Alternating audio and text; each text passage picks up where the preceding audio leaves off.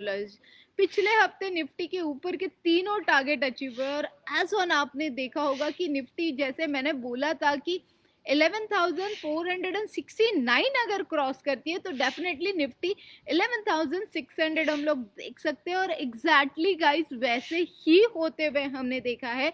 Nifty के ऊपर के सारे टारगेट अचीव होके निफ्टी ऊपर की तरफ। अब यहाँ पे देखिए टेक्निकल न्यूमरोलॉजिकली सपोर्ट मैंने आप लोगों के साथ दिया था कि न्यूमरोलॉजिकली कैसे सपोर्ट करती है निफ्टी, एस्ट्रोलॉजिकली कैसे सपोर्ट करती है। यस, और जब आपसे स्टडी करती हूँ तो सारा न्यूमरोलॉजी एस्ट्रोलॉजी सारा डाटा लेके बैठती हूँ, उसके सिवा तो आपसे बात करती नहीं हूँ। विदाउट स्टडी स्टॉक मार्केट होने दीजिए, कुछ भी होने दीजिए, विदाउट स्टडी कभी काम नहीं करना चाहिए। आपको तो पता है यही मेरा फंडा होता है। यस, अगर बात करें हम लोग फंडामेंटल न्यूज, आपको पता है कि फंडामेंटल काम करना कितना इंपॉर्टेंट होता है।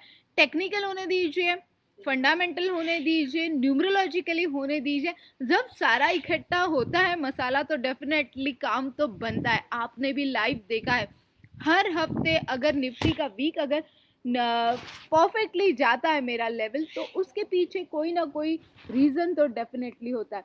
यस, हमने देखा है crude oil, gold, crude oil और सिल्वर, ये तीनों चीजें बहुत जरूरी होती है स्टॉक मार्केट के लिए। अगर आप फंडामेंटली बोलोगे तो इसका इफेक्ट स्टॉक मार्केट में बहुत अच्छे से होता है। आपने देखा होगा लॉरा के वजह से क्रूड ऑयल में मंदी आते हुए हमने देखी और गोल्ड सिल्वर में जो स्टेबिलिटी थी वो कहीं ना कहीं कोविड के वजह से आते हुए हमने देखी है। कोविड तो डेफिनेटली स्प्रेड हो रहा है बट उसका जो डर है वो कम होते गया है, इनसिक्योरिटी कम होगी, उसके वजह से हमने देखा कि गोल्ड और सिल्वर के रेट कम हुए। गोल्ड, सिल्वर और क्रूड ऑयल तीन चीजें बहुत मैटर करती है। यस, आज नई टिप्स मैंने आज आप लोगों के साथ शेयर की है कि गोल्ड, क्रूड ऑयल और सिल्वर ये तीनों चीजें स्टॉक मार्केट के लिए, इकोनॉमी के लिए बहुत मैटर करती है और इसका रेट गिरना, इसका भाव नीचे आना स्टॉक मार्केट को ऊपर की तरफ लेके जाता है। उसके बाद में हमने देखा यूएसए और चीन के बीच में दरारें बढ़ती हुई दिख रही है। कहीं ना कहीं से वो दरारें बढ़ते बढ़ते बढ़ते ही हम लोग देख रहे हैं।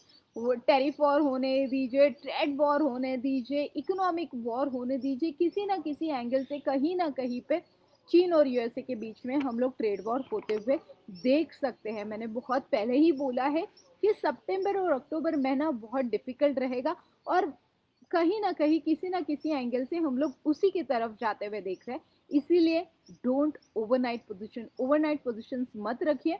कल हमने देखा था सडनली जापान का मार्केट जो था वो मंदी की तरफ गया बिकॉज वहां के जो पीएम है शिरो, उनकी हेल्थ के इश्यूज को लेके उन्होंने रिजाइन कर दिया था।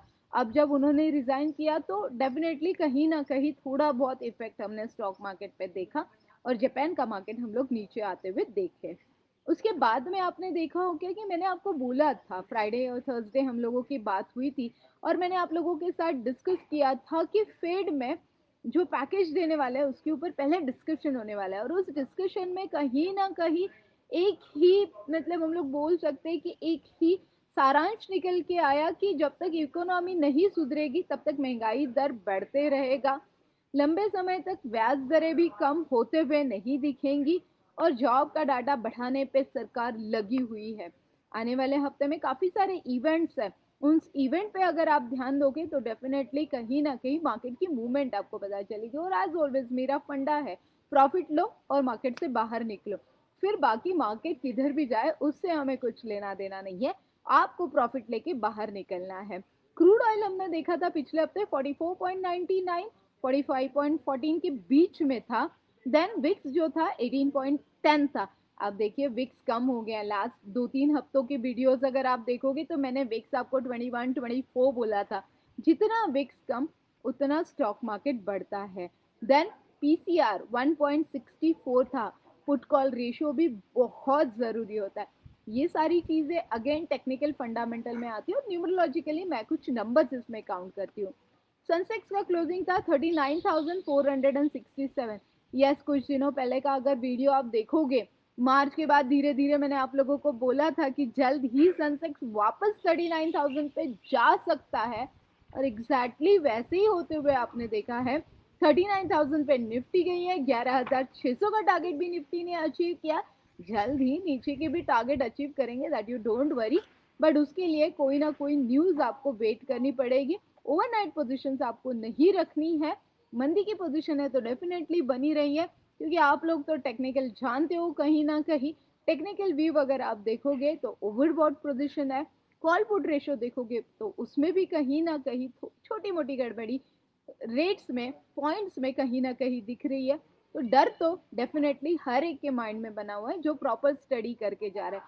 रैंडम स्टडी करके जाओगे तो डेफिनेटली कुछ ना कुछ अफला रफी आप खुद के लिए कर सकते हो। तो प्रॉपर स्टडी करके जाओगे तो आपको सपोर्ट, रेजिस्टेंस लेवल सारी मिलेगी। निफ्टी और यहाँ से कितनी बढ़ सकती है और कहाँ से नीचे आ सकती है, यस मेरे पास तो पूरा स्टडी आप लोगों के लिए रेडी है।